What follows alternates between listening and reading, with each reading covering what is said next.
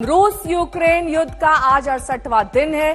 Ukraine पर रूस के हमले और भी ज्यादा तेज हो रहे हैं, लेकिन वक्त के साथ साथ खार्किव और दोनेत्स्क सहित तमाम शहरों में रूसी सेना मिसाइल और बम बरसा रही। ताजा तस्वीरें पुतिन के उस प्लान की गवाही दे रही हैं जो 9 मई के लिए बनाया गया है। ये वही तारीख है जब हर साल रूस में जर्मनी की सेना के खिलाफ जीत का जश्न मनाया जाता है।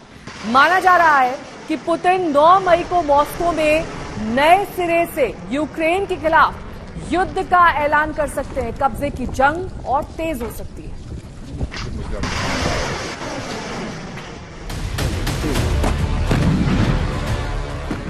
नौ मई को यूक्रेन की जीत का जश्न मनाना चाहते हैं पुतिन।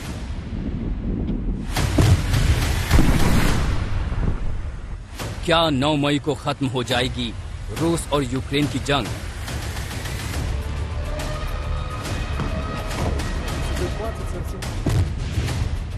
या यूक्रेन में पुतिन का गुस्सा मचाएगा हाहाकार?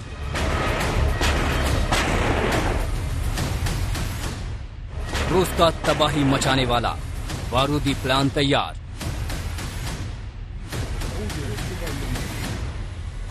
अलर्ट हुआ नेटो, अमेरिका और ब्रिटेन भी होशियार। पुतिन ने यूक्रेन को बर्बाद करने की ठान ली है तो ज़ेलेंस्की जवाब देने की तैयारी में है। पुतिन की सेना विनाशकारी हथियारों से तबाही मचा रही है। ज़ेलेंस्की के जवान भी जी जान से मुकाबला कर रहे हैं। रूस और यूक्रेन के बीच चल रहे महायुद्ध को 68 दिन बीत चुके हैं। ताजा तस्वीरें युद्ध में जारी विनाश लीला की गवाही दे रही हैं। यूक्रेन में रूसी सेना के भीषण हमले जारी हैं। खार्किव में भारी बमबारी में 3 लोगों की मौत हुई है, तो वहां दोनेत्स्क में रूसी सेना मिसाइल बरसा रही है।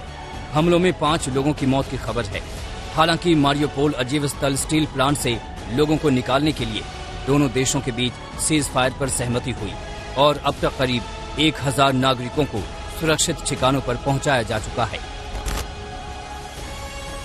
दावा तो ये भी किया जा रहा है कि यूक्रेन में जिन जगहों पर रेड सायरन बज रहे थे उनकी जगह अन्य स्थानों पर रूस ने मिसाइल दागे हैं। ऐसे धमाकों को देखकर ही सिहरन होती है, मगर पुतिन की सेना यूक्रेन को घुटने पर लाने के लिए पूरा दमखम झोंके हुए है। रूस ने नया दावा किया है कि यूक्रेन के 17 मिलिट्री ठिकानों को उसने टारगेट किया है। दावों के मुताबिक रूसी एयरफोर्स ने हाई प्रिसिजन मिसाइलों से यूक्रेन के सैन्य ठिकानों को बुरी तरह बर्बाद किया है, जिसमें यूक्रेन के 200 जवान मारे गए हैं। 23 आर्म्ड व्हीकल बर्बाद हुए हैं। एक कमांड पोस्ट भी मटियामेट हो गया। साथ ही एक वेयर हाउस भी तबाह हो गया, जिसमें यूक्रेन अपने रॉकेट्स और आर्टिलरी रखे हुए था। दावा रूस का है, लेकिन सच ये है कि 68 दिनों के हमले में रूस को अब तक वो कामयाबी हासिल नहीं हो पाई है जिसकी उसे उम्मीद रही होगी। कीव में यूएन चीफ एंटोनियो गुटरेस के सामने हुए मिसाइल अटैक ने पुतिन के माइंड गेम को दुनिया के सामने ला दिया। अमेरिका, यूरोप समेत तमाम देश ये सोचने पर मजबूर हो गए हैं कि आखिर पुतिन का काउंटर कैसे करें।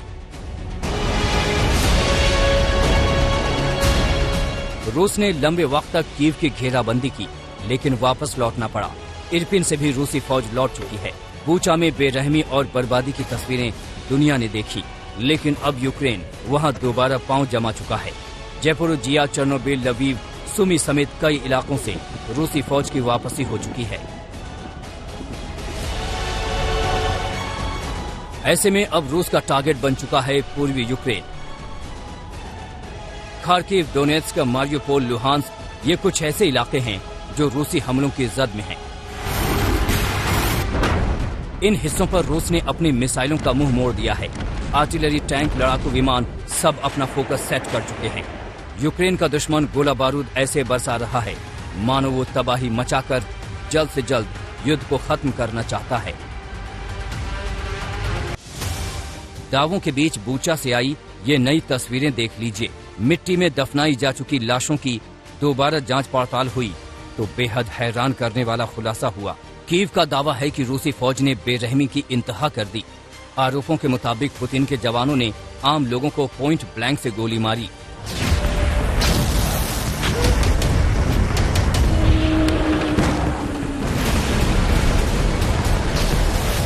लेकिन असल खौफ एटमी अटैक का है।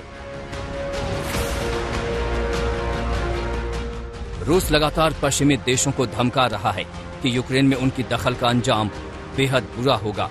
आखिर रूस किस खतरनाक अंजाम की बात कर रहा है? मॉस्को से लगातार आ रही धमकी के मायने निकाले जा सकते हैं।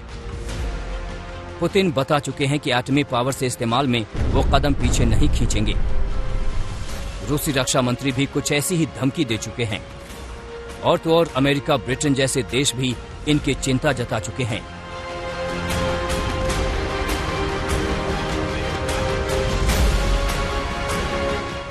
उसकी ठोस वजहें हैं।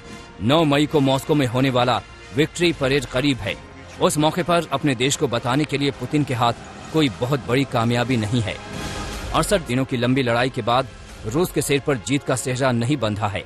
ऐसे में पुतिन के सामने एक ही ऑप्शन है कि वो यूक्रेन को पश्चिमी देशों को मिल रही मदद के बीच कोई बहुत बड़ा फैसला करें।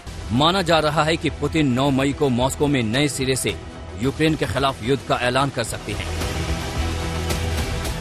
ये वो तारीख है जब हर साल रूस में जर्मनी की सेना के खिलाफ जीत का जश्न मनाया जाता है, परेड निकाली जाती है।